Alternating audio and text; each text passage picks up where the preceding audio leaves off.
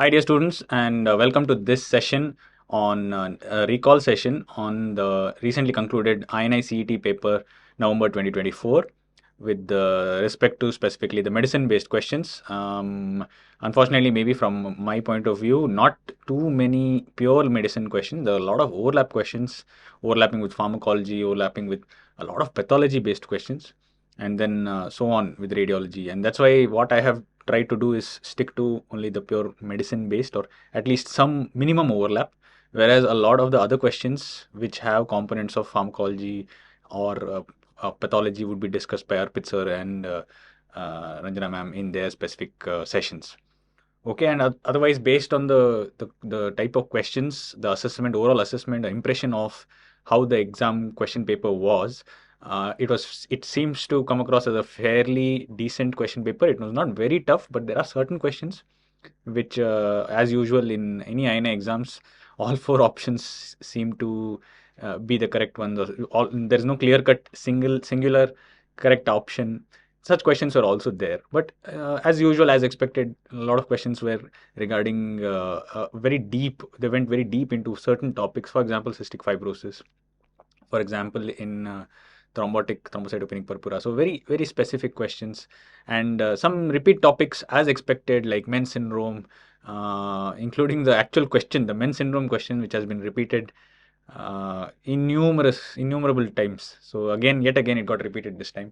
Otherwise, inflammatory bowel disease, favorite, INI favorite. So ECG based questions, acid based disorders based question, everything as expected did come. Fortunately, most of those questions were okay, is what I feel. I hope you guys felt that way too, and I hope you did well in your exams, and I wish you all the best regarding the results. But the purpose of doing this recall session is to help the others who may be preparing for the upcoming NEET exam, whenever that might be, another 6 months later or so, so that they can benefit from the areas, the topics which are being focused on in these INI exams, as well as a little bit of discussion around them.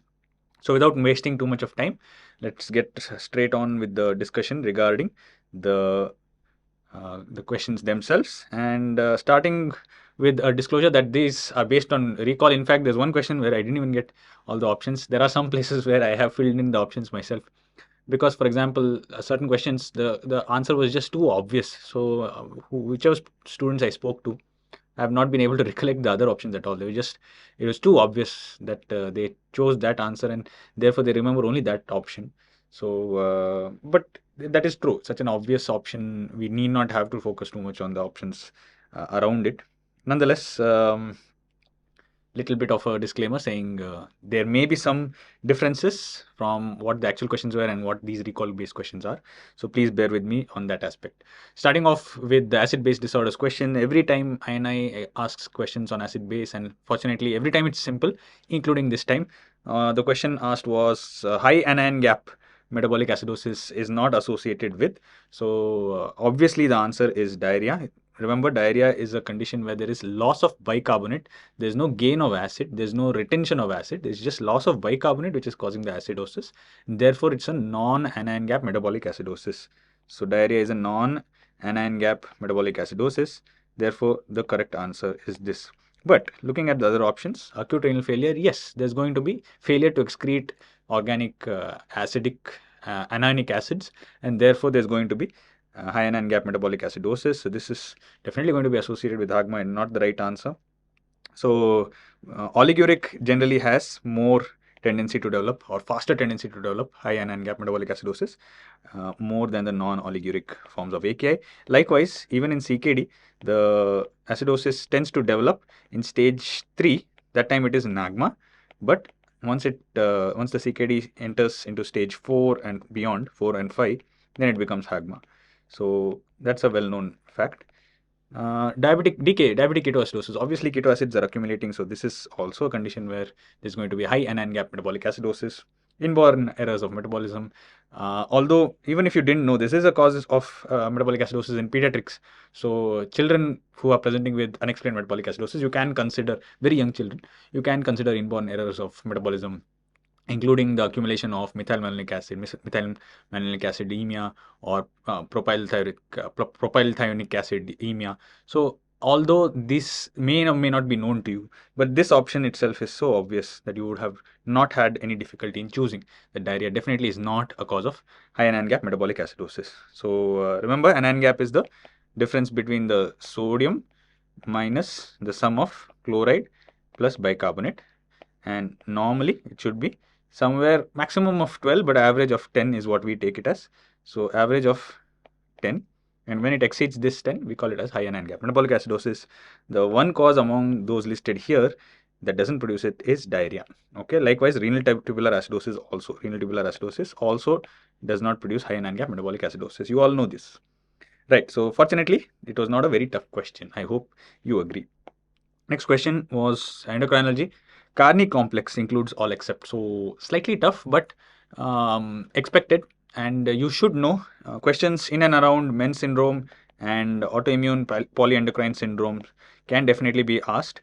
And certainly Carni complex comes close to multiple neoplasms involving endocrine organs, and that's why it's called MEON, right? So multiple endocrine and other organ neoplasias. So MEONs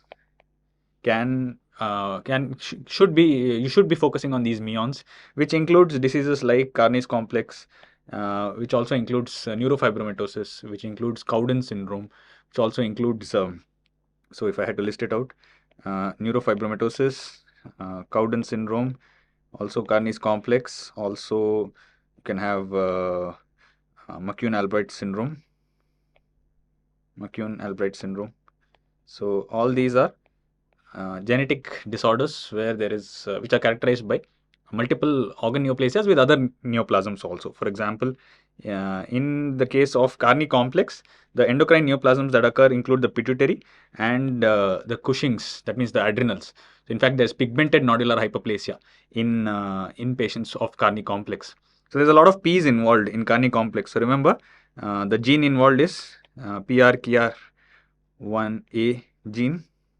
Okay, so and this is the gene involved. Along with that, you should remember that there's going to be a pigmented nodular hyperplasia of the adrenals that leads on to development of Cushing's syndrome. One more typical, or one more expected question, perhaps in the future. It's a high-level question, but what could be asked regarding the Cushing's in Carney complex is that there is atypical body habitus. That means such patients of Cushing's disease due to Carney complex, they'll be thinned out. Okay, they don't have a very large abdomen. They won't have abdominal obesity. Rather, they'll be appearing thin. So this is an atypical feature that may be asked in the future. Okay, otherwise pigmented skin lesions, that's cafe aulate macules. These can be seals. That means lentigenes. And then you can also see plop.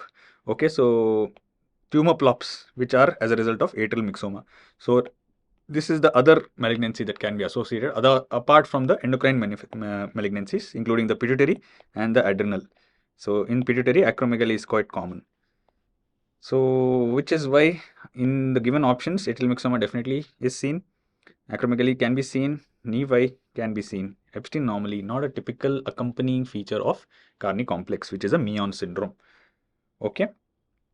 So slightly tough, but not unexpected and purely fact-based. So you have to just, it's recall. You need to have memorized all this for you to be able to comfortably answer this. Even otherwise, Epstein anomaly as part of MEONs, you should be sort of aware. It doesn't occur in any of the MEON syndromes. Okay, so next question in endocrine was meant to be syndrome, which is not present. So meant to be syndrome, this particular question has been repeated so often. And remember, it's all about medullary tumors, and the medullary tumors may arise from the thyroid. That means medullary carcinoma of thyroid, or it could arise from the adrenals. So adrenal medulla tumor is pheochromocytoma, correct? So this is typical for not just meant to be, but also meant to A. In addition to these, there's going to be medullated corneal fibers and accompanied by these other two M's. Okay, that's mucosal neuromass and Marfanide habitus. Megacolon used to be considered as a typical feature also of meant to be, but now there's a lot of debate. Megacolon may be more common in meant to A syndromes rather than meant to be. But at least these three M's, the medullated corneal fibers, mucosal neuroma, and Marfanoid diabetes, in addition to the medullary tumors arising from thyroid and adrenals, definitely these comprise the meant to be syndrome. Parathyroid, on the other hand, is not a part of meant to be. In fact, parathyroid adenoma can be a part of MEN 1, MEN 2A, and MEN 4, but not of meant to be. So that is why every time this question is asked, and hopefully you would have focused on PYQs and had no trouble in answering this question. Meant to be syndrome, red gene mutation, right? So the problem is with the red gene, and involving chromosome number 10. Otherwise, regarding meant to be, there's not much else they can ask. Always image-based questions involving mucosal neuromas you have to anticipate. Otherwise, quite straightforward, I hope. Next question, on autoimmune polyendocrine syndrome type 1, which of these is true, was asked. And this is where I could not get options. The students could not recollect the options because this first option is just so obvious. Therefore, that is the right answer. Type 1 diabetes is rare in, this is autoimmune polyendocrine syndrome 1.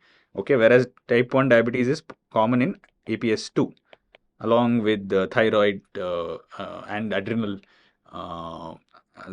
insufficiency. So whenever you get multiple gland overfunctioning or hyperfunctioning or increased levels of hormones, okay, if you get too many glands which have increased hormone levels, then you will think of things like MEN and MEON. Whereas if you get multiple glands having hypofunctioning, you will think of autoimmune polyendocrine syndrome, apart from other similar syndromes like POEM syndrome and all that. So APS 1, APS 2, the difference is type 1 diabetes is a component of APS 2. APS 1, definitely not autosomal dominant inheritance, it is recessive. Okay, the gene involved is the AIRE gene, autoimmune regulator gene, that is present on chromosome number 21. So it's always good to compare and learn. So when you talk about causes of hypoparathyroidism, that cause of hypoparathyroidism can be either acquired or it can be genetic, okay, or inherited rather. So genetic or inherited. When you talk about the inherited causes, either you can have the catch-22, that is DiGeorge syndrome. In catch-22, 22 is the chromosome number, right? Or you can have APECD. So APECD, this is chromosome number 21. So 21, 22. There is APECD stands for autoimmune polyendocrinopathy with candidiasis and ectodermal dysplasia. There's going to be ectodermal dysplasia, especially involving the nails, nail dystrophies. So it's ectodermal dysplasia in APECD, that is APS1. So it's nothing but APS1. Okay, it's the other name for autoimmune polyendocrine syndrome 1. Whereas with the DiGeorge syndrome, which is catch-22, it involves the, okay, so this is the 21st chromosome. It is 22nd chromosome for DiGeorge, and there's going to be endodermal dysplasia. That's the pharyngeal pouch development, or rather the interference or the maldevelopment of the pharyngeal pouch, which leads to abnormalities in the thymus, in the parathyroid, and so on. So that's one way you can try and remember. The differences will help you to remember aspects of two different diseases instead of trying to memorize the same disease harder and harder. Okay, association with Parkinson's disease, that's also false because this occurs with type 2. APS 2 is associated with celiac disease, with Parkinson's disease, with myasthenia gravis. So these associations are more for APS 2.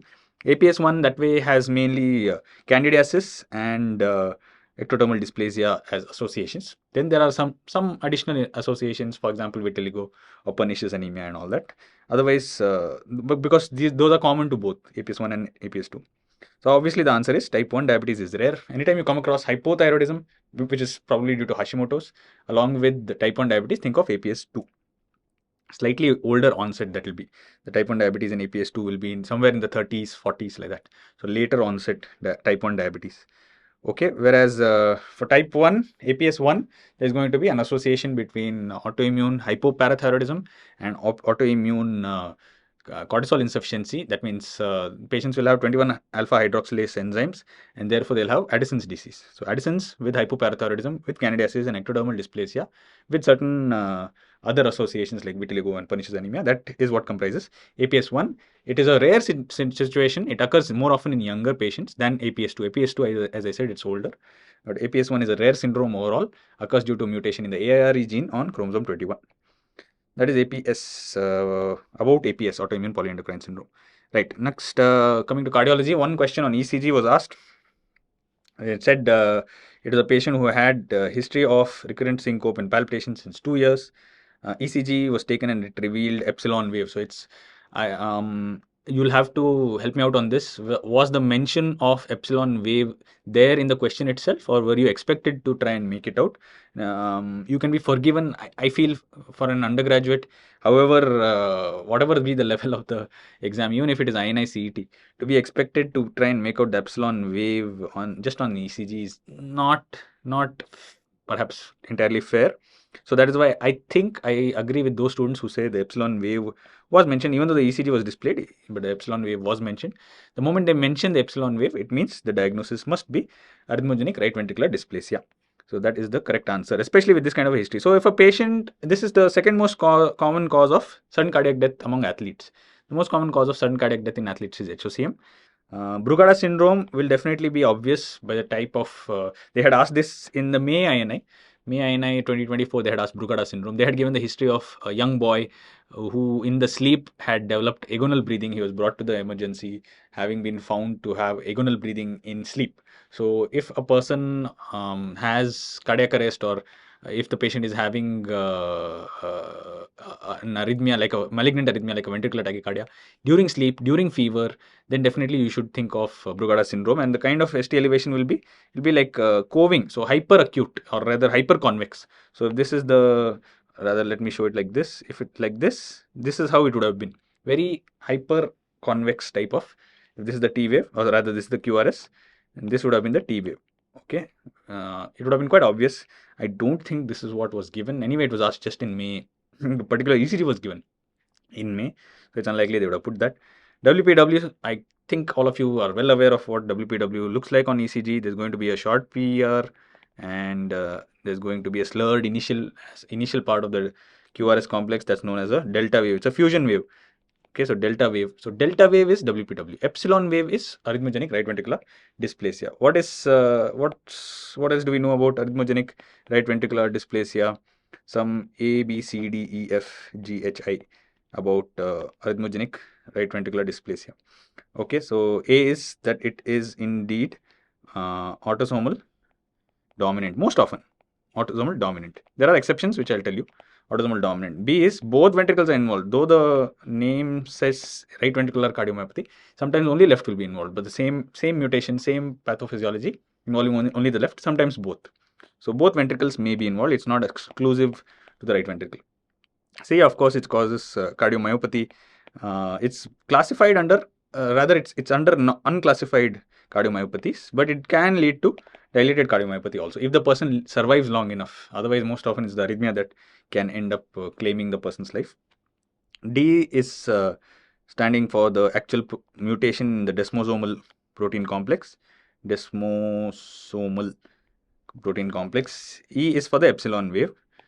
F is for the fibrofatty replacement of myocardial tissue.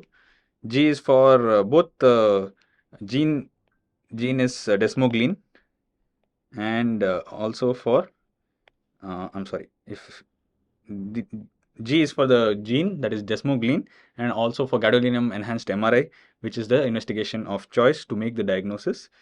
H would be for hyperkeratosis and hair. So this is the type of ARVCM, ARVCD, or rather ARVD, which is not associated with autosomal dominant inheritance. The hyperkeratosis and woolly hair being woolly. Okay, I'll put it here. I think I may be coming in the way. That's why I'll write it here. Woolly hair and hyperkeratosis of the palms especially. This is associated with the type of ARVD, which is having an autosomal recessive inheritance. These are known as Carvajal syndrome and Nexus syndrome. So Carvajal syndrome and Nexus syndrome, they will have additional skin manifestations, so cutis manifestation. And finally, I is for ICD. So what you need to do, you can't treat, you don't have any pharmacotherapeutic options for them. You need to advise ICD implantation. So this is all about arrhythmogenic right ventricular dysplasia. Remember, it's not just the right ventricle. What they have shown is epsilon wave. Hopefully, they mentioned the epsilon wave, which should have helped you out. Obviously, epsilon wave is not a feature of WPW. It's not a feature of HOCM. It's not a feature of Brugada syndrome also. So that hopefully did help you out. Next question is on neurology. That is 16-year-old man with neuropathy in bilateral lower limbs. Romberg sign is positive. History of gastrectomy for CS stomach. What more do you want? So there is an etiology for the problem, and there is a manifestation typical of the problem. So, but neuropathy in bilateral lower limb. So when there is a neuropathy, on top of that, when there is Romberg sign positive, which means large fiber neuropathy. Large fiber neuropathy means there's a problem with myelin. So which vitamin, because all the options given are either minerals or vitamins. So myelin, what is necessary for myelin synthesis? It is B12. So obviously the answer was vitamin B12. Folate deficiency, not very well known to produce neuropathy. Instead, it's going to produce megaloblastic anemia. So not the right answer. Thiamine deficiency can produce peripheral neuropathy, painful tingling in the extremities. It's called dry beriberi because of thiamine deficiency, but it's not going to typically produce Romberg's manifestation. And CS stomach is a big clue, or rather, the gastrectomy for CS stomach is a big clue pointing towards B12 deficiency. Zinc deficiency obviously produces acrodermatitis enteropathica, so that's not the answer in this case either. So the option, or rather the right answer here is vitamin B12 is the vitamin which is deficient. Next in neurology, GB syndrome, which is false. They've asked about mainly about treatment and diagnosis of GB syndrome. Options given: plasmapheresis is not done for refractory cases. Do you feel it is true or false? IVIG is the first line of treatment. Sounds very much true, no? Areflexia in the weak limb is a criteria for diagnosis. Yes, it is. In the Brighton criteria, definitely areflexia is a manifestation. Albuminocytological dissociation in CSF not present. So this is not entirely wrong, because especially it takes around a week for this to manifest. So albuminocytological dissociation takes at least a week because we are talking about CSF. We are talking about autoantibodies, or rather the protein levels in the CSF going up. Whereas the actual pathology in GB syndrome, it's a polyradiculoneuropathy. So to come from the radicals to the CSF, or the nerves to the CSF, the proteins to spill over from the nerve roots and the peripheral nerves into the CSF, it's going to take some time. So don't be surprised if within the first week, if you do CSF and you don't get albuminocytological dissociation, it doesn't exclude the diagnosis of GB syndrome. So this statement is not entirely false. This can also be considered as true. What about the first statement? Plasmapheresis is not done for refractory cases. Why not? We know that plasmapheresis and IVIG are the first line therapy. Remember, no role for steroids. This they love asking. So no role for steroids in GB syndrome treatment. They can be used for CIDP, but not for AIDP.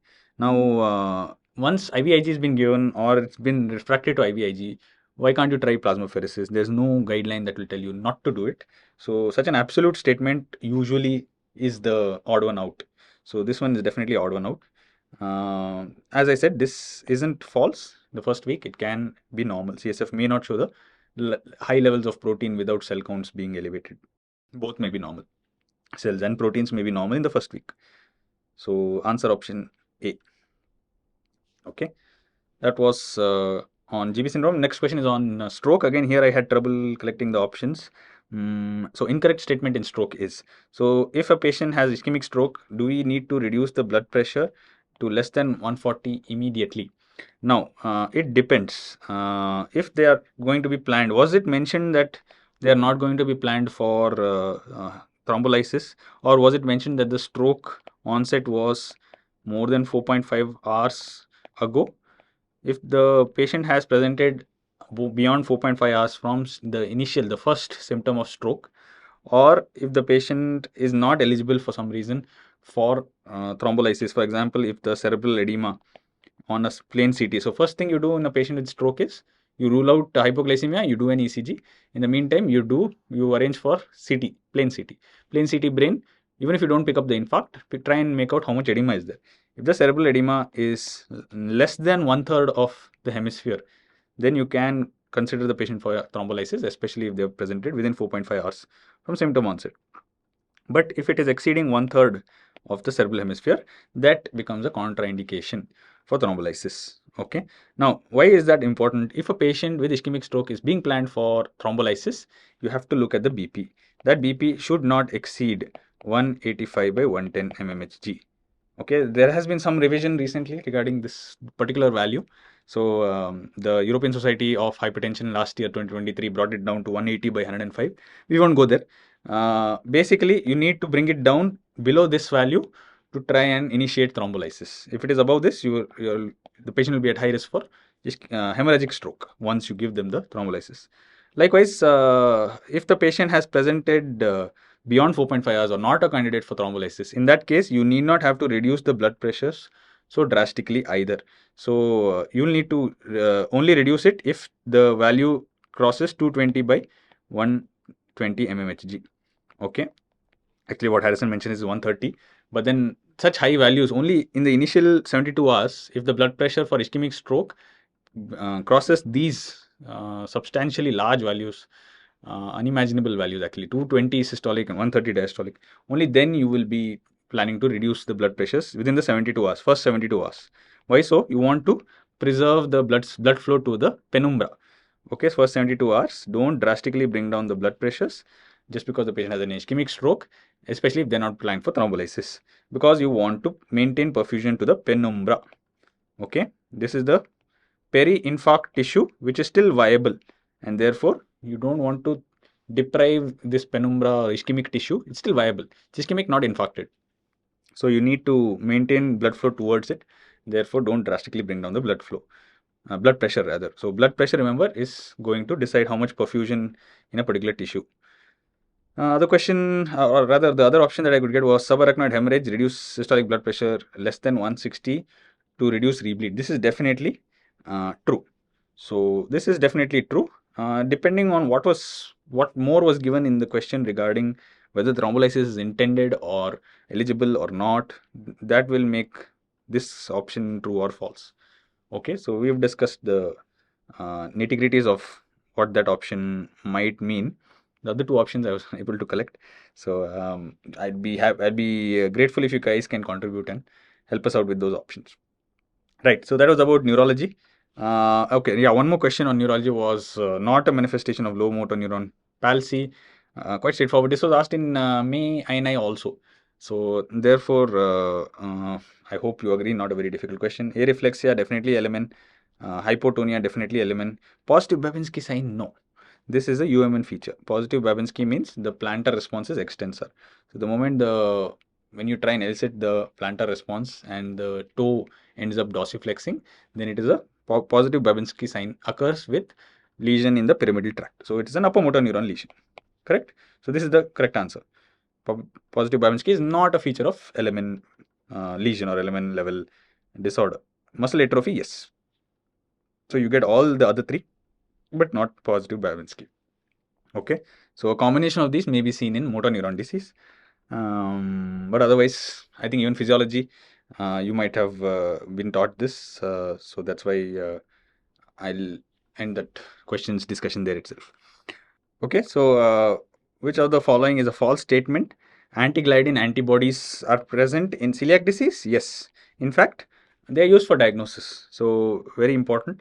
Anti-tissue transglutaminase, definitely important. In fact, one of the first tests to be done when suspecting celiac disease. If any patient gives that history, or it may be typical celiac or atypical celiac, but if you're suspecting celiac disease, you will go for one of these two antibodies, most often anti-trans tissue glutaminase. And diagnosis based on antibodies, yes, this is partly correct. It's not exclusively on antibodies. You also have to rely on the biopsy, and you need the biopsy to try and see if the patient is responding to gluten-free diet. So partly correct, certainly not wrong. So the question is what is false?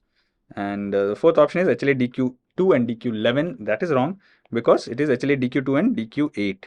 Correct. So definitely we found the wrong option right at the bottom. But otherwise, celiac disease, it is diagnosed by a combination of autoantibodies and biopsy. So because biopsy, both have their drawbacks. If antibodies may be positive, but the patient may not go on to develop celiac disease, at least with regards to the intestines. Whereas the intestinal histopathology that you get on biopsy of patients with celiac disease, the same picture may be evident even in tropical sprue. So including the flattening of villi, the intraepithelial lymphocytes. So that's why you can't rely on one exclusively. You need a combination of both. So likewise, there was a question on pheochromocytoma also. So the question was which one is the first step to do. So one way you have to diagnose, you have to you have to try and gather evidence for there being a catecholamine producing or rather catecholamine excess state. So unless you establish this, if you directly go for imaging, which were the other options, if you go for the imaging, you might find a mass, but how do you know it is producing catecholamines or it is producing manifestations, and therefore that is pheochromocytoma. So the first step is always to try and produce or to try and generate evidence that there is catecholamine excess. If there is, then you find the source. Then you find from where is the catecholamine coming from. So the metanephrine study is always, or the assay of metanephrine, 24-hour fractionated metanephrines or plasma-free metanephrine. That is first step, followed by imaging. And in imaging also, MRI, CT scan of the abdomen, enhanced, contrast enhanced. Or if you're not able to do those, then even Dopa PET you can go. Likewise, here you need a combination of antibodies plus biopsy. Anti-gliadin antibodies, yes, definitely useful, especially the IgG. So what happens in celiac sprue is they will have protein losing enteropathy because the permeability of the mucosa is increased in celiac disease. So they will keep losing IgA. Okay, IgA is lost. So these patients develop IgA deficiency. And when we try and do antibodies for anti-trans tissue glutaminase or tissue transglutaminase, or we do anti-endomysial and antibodies, we check for the IgA. Okay, and what if the patient is losing all these IgA through the gut as protein losing enteropathy? So then we end up having to rely on IgG, anti-deamidated gliadin antibodies. So this is very useful if a patient has developed IgA deficiency, which can happen because of protein losing enteropathy. Beyond that, anti-endomysial antibody is the most specific. Anti-endomysial is the most specific in celiac disease. Okay, but we don't generally pursue anti-endomysial. Instead, we go for anti-trans tissue glutaminase or tissue transglutaminase, and if not, if the patient has IgA deficiency, then anti-gliadin antibodies. Okay, so this hopefully you guys got it right. Actually, DQ to DQ8 standard. True love and which criteria is used for? Hopefully you guys got it right. Is for classifying the severity of ulcerative colitis. In fact, treatment is decided based on the severity graded using this true love and wit criteria and used for ulcerative colitis. So in patients with mild ulcerative colitis, that means less than 4 stools per day, bloody stools per day. In addition, no fever, no anemia. All these are important. For mild patients, you give them even topical ASA compounds preparations. If not, then you give them systemic ASA or rather oral 5-ASA compounds.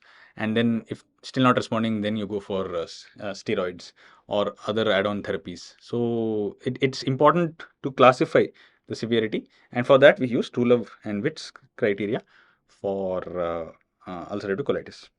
Okay, acute pancreatitis, BSUP scoring is standard. ARDS, we have the Berlin criteria to try and classify. And then encephalitis is a very non-specific entity. Okay, which encephalitis are we talking about? So basically the answer for true love and which criteria for classifying or grading the severity of ulcerative colitis. That's what its purpose is for. Multiple parameters. Okay, JAK inhibitor for moderate to severe ulcerative colitis, which is not responsive to TNF alpha inhibitors. Among the options, hopefully, if these are correct, or even if these are not, whatever options were there, you were able to make out that there was only one which was a JAK inhibitor, that is tofacitinib. It might have been baricitinib also. So tofacitinib is the JAK inhibitor, which can be used for rheumatoid arthritis, can be used for ulcerative colitis, and they have mentioned not responding to TNF alpha inhibitor. So that's why these are small molecules. These are known as small molecules. So they can be used for both IBD and rheumatoid arthritis. And etanercept is anti-TNF alpha receptor. So that's why once they are not responding to TNF alpha inhibitors, definitely etanercept may not be the best choice. Anyway, it's not responding to the receptor also. It probably not respond. Ustekinumab, anti-interleukin 23, and then vedolizumab, that is anti-integrin antibodies. So these are not JAK inhibitors. So once they have asked for JAK inhibitors, you have to go for only one answer. I mean, among these options, tofacitinib. Okay, so or baricitinib. That could also have been one of the options. But most students said it was tofacitinib. Okay. And then the next question is on nephrology KDIGO. EGFR, when the patient has reached CKD stage 3B, what is the EGFR? Is it 15 to 30, 30 to 44? actually the answer obviously is 30 to 44. Okay, so it's in decreasing order, no? So when it is above 90, but with risk factors, then it's considered as CKD stage 1. So 60 to rather 89 will be stage 2. So these are generally asymptomatic, no problem. But one needs to watch out because the next stage they will actually enter proper CKD. CKD definition itself is EGFR less than 60 for more than 3 months. But then when staging the CKD, we have these additional 2 stages to try and give us a buffer of being able to be prepared to act.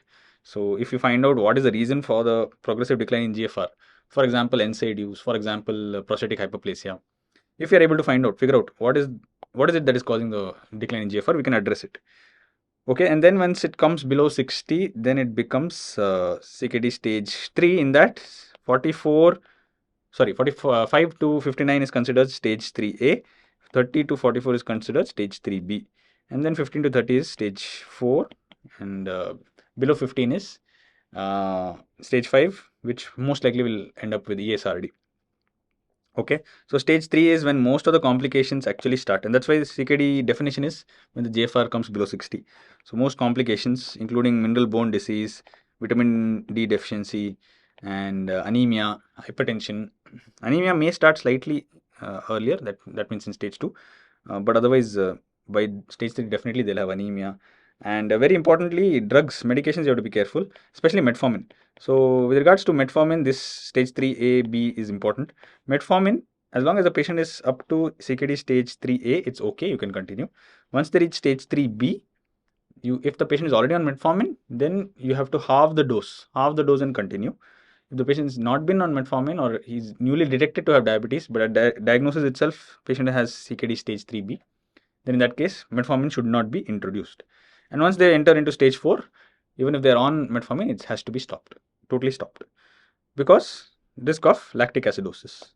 Metformin produces type B L-lactic acidosis. Okay, so I hope this was not difficult for you guys. And one final question.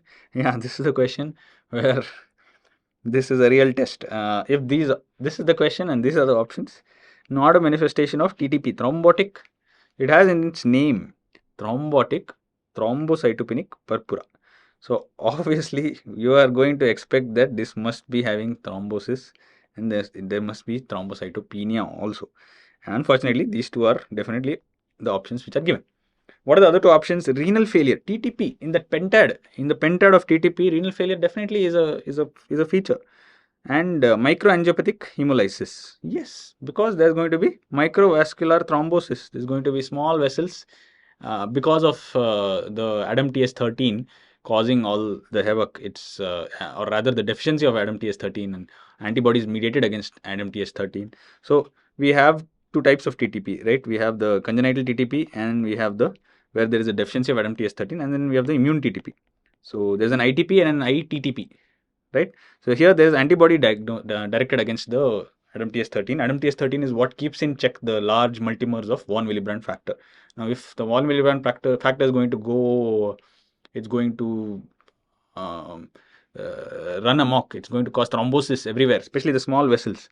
Then in that case, first there's going to be thrombosis, followed by hemolysis and consumption of platelets leading to thrombocytopenia. This is what we expect in TTP, correct? What is the pentad? It is ADAM-TS. Okay, actually, these are 6 things, but anyway, A is for anemia, that is microvascular or microangiopathic hemolytic anemia. D is for dysfunction of the kidneys, that means acute kidney injury, so renal dysfunction. Or rather, A is for acute kidney injury, D is for delirium, AKI and delirium. So that means there's going to be neurological manifestations. M is for megakaryocyte numbers being low, so low megakaryocytes. Okay, and then T is for temperature, that is fever, and S is for skin, that is purpura. So these are the typical manifestations expected in TTP. Okay, to an extent you can say renal dysfunction is not prominent, but it can definitely occur. It's definitely not unexpected. It can happen in TTP. A lot more neurological, but you can't exclude renal failure. So where do you put this down to? Unless they had said macrovascular thrombosis. If they had said macrovascular thrombosis, then you could have chosen that as an answer, because macrovascular thrombosis doesn't occur. It's the microangiopathic thrombosis, microvascular thrombosis. Prominent renal failure, or maybe renal failure. In fact, TTP, it can lead to very rapidly progressive renal failure, right? So we've had cases who have landed with who are normal, who are healthy, and landed with CKD just because they developed TTP. Okay, it can destroy the kidneys. RPRF, rapidly progressive renal failure, under which comes rapidly progressive glomerulonephritis also. But one of the causes is TTP also. So you can't HUS TTP generally it's said to be.